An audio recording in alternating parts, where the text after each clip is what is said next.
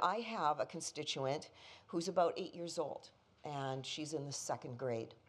She sent me a really important message, Mr. President.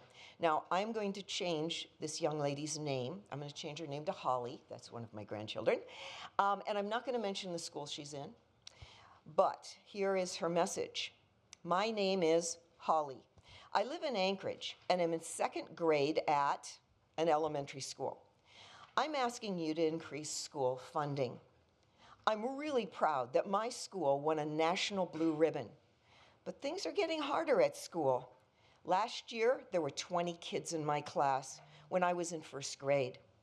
This year, there are 26 kids in my class. A lot of the time, I have to wait in line to get help from my teacher.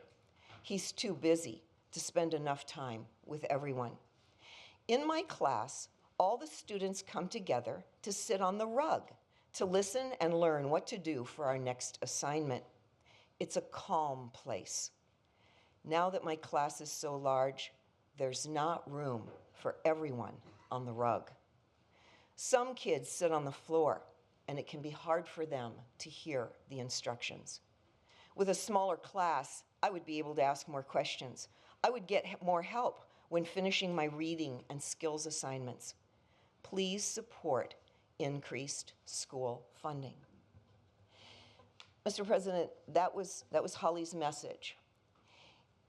This was the view from eyes on the ground in our schools, Mr. President. And you know, it brought tears to my eyes to read when Holly wrote, there's not enough room for some of the kids on the rug.